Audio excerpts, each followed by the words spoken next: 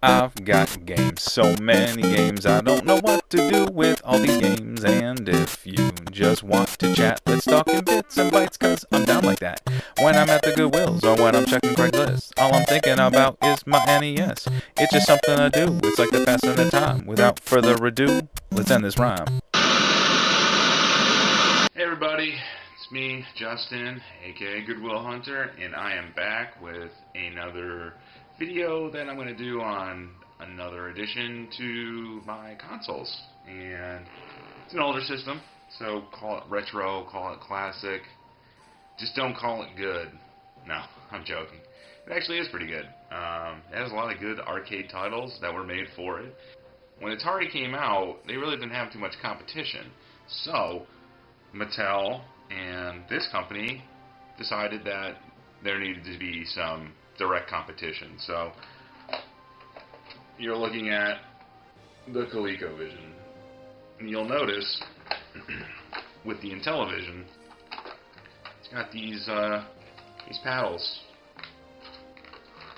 Except with these, smart, you can actually unplug them. And it uses like a Sega Genesis. You could plug a Genesis controller into this, and it would work. It's cool. But the joysticks, you know, they're nice and responsive. I don't know if twisting them does anything. I haven't got them. But again, your stupid number pad. And instead of having two buttons on the side, they just went with one. So, you know, that's all you really need. And it's actually better to have this controller with the joystick than the freaking disc on the Intellivision.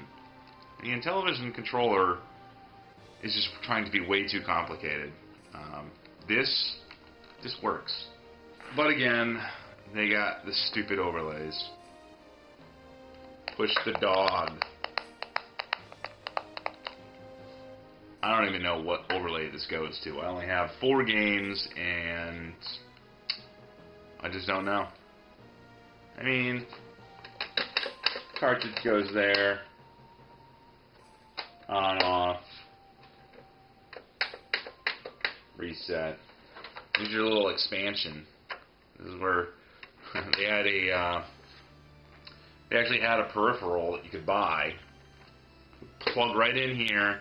You could play your Atari 2600 games on the ColecoVision. And the AC on this thing, look at it. It's a freaking brick. Look at how big this thing is. It's ginormous. Anyways, so I found that was on Craigslist actually. I saw a post for it. The guy was selling it. He wanted about $50 for it, which, I mean, it's not bad. And they go for anywhere between, you know, 75 to 100 online. Whatever. Came with 3 games. Now, I had already had one of the games, but I never really knew what system it went to. I always thought it was an Atari 2600 game. But then I just recently found out that it's not. It's for the ColecoVision, and I'm kind of excited because now I finally get to play it. It's Q*bert. Q*bert. It's really fun. I'd have to say these games, the ports for the ColecoVision, they're pretty good. Some of them aren't, but they're still enjoyable. They're still fun. And they don't look like the arcade, but they play very similar. So it's, alright, you don't have the graphics, but the gameplay is still there, and that's what makes them fun. And I think ColecoVision did a very good transition between the arcade to the console. Now, I think this is where the overlays might go to something like this. This is Mousetrap. It's weird, it's like Pac-Man almost, but you're a mouse head and you're trying to get away from cats. It's Mousetrap. Another game that I had never played, it's by Sega. Really good. And extremely, I think, well designed as far as ColecoVision and games. Zaxxon. Really fun, kind of, that weird perspective where it almost looks like, if you've ever played Captain Skyhawk on Nintendo, it's kind of like that. It looks almost like a weird kind of perspective, third, I don't even know. But it's extremely challenging because you have the ability to go up or down and fire, and it's that weird kind of perspective where you can't really know if you're too high or too low, so you end up hitting a lot of stuff, but it's pretty fun. But the last game that I really enjoyed, and it's challenging, I'll tell you what, with that controller, it's tough. It's not like in the arcade where you just have the joystick and a button. Here it's like dialing into, I don't know, it's Donkey Kong. Yeah, buddy.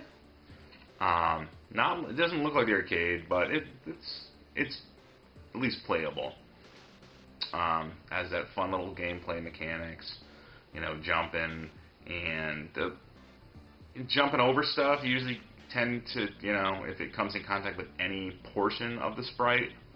Well, I know that wasn't very much, but those are the only games that I have. Now, I do have other things I like to review. So, you can plan on in the future seeing more videos of stuff that I just haven't gotten around to. If you like what I'm doing, subscribe, comments. But thanks again, guys, for tuning in, and stay tuned.